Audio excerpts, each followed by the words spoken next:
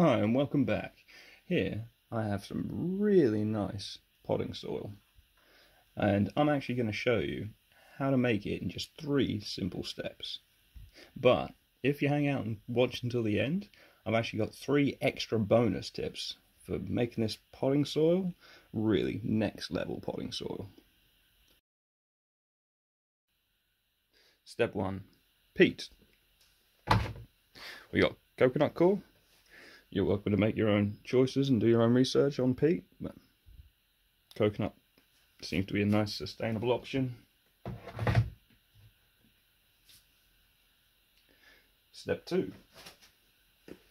Compost. If you've caught any of my previous videos, you'll know I've already got plenty of worm castings on hand. I'd recommend, if you're using homemade compost or even multi-purpose compost, to add 5 to 20% worm castings if you have it available.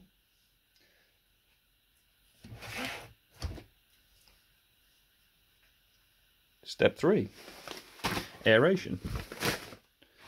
I'm going with Perlite this time because it's nice and easily available.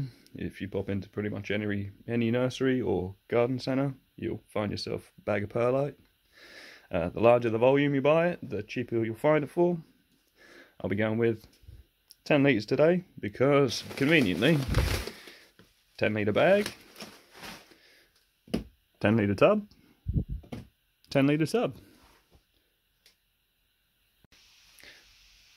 So I've got myself a nice big bucket here. I believe this is a 42 litre flexi tub. Should be just enough for mixing up 30 litres. Nice and simple. Start with step 1.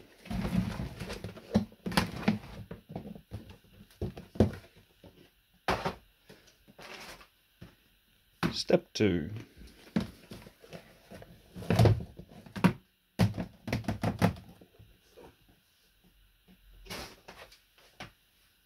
Step 3.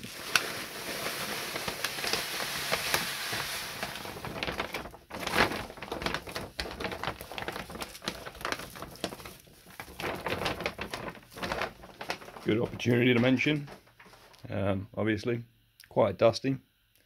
Feel free to wear a mask. I would typically, but it made it difficult to record. So that's right, I'm putting my life on the line for you guys. Now we're just going to mix vigorously. I won't make you watch all of this or sit through it all. Making sure to get down nice and deep.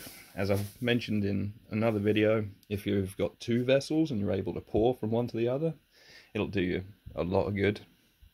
But I'll bring you back when this is all mixed up. Welcome back, guys. So we're pretty much all mixed up now. I will mention, as you're mixing, it's always a good idea to make sure you break up any big clumps.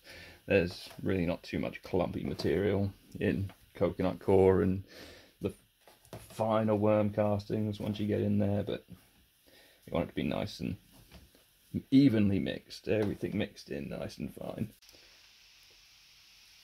Once you've got all the clumps broken up and everything's nice and finely mixed, like I mentioned, we can then start thinking about taking this to the next level.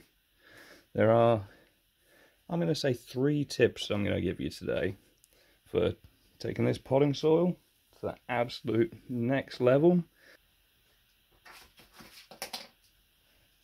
Tip number 1, microbes. Microbes are your absolute best friend in the garden. If you're making a broad spectrum potting soil, a good idea to go with a broad spectrum microbes. If you know exactly what you're growing, make sure you try and target them microbes. Endo, ecto, beneficial, predatory.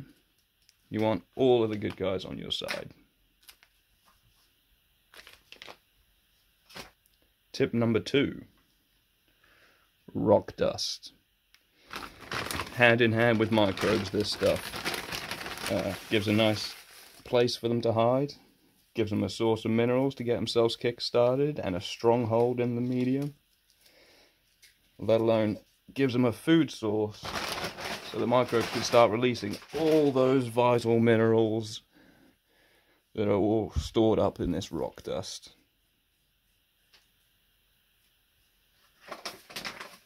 Then tip number 3.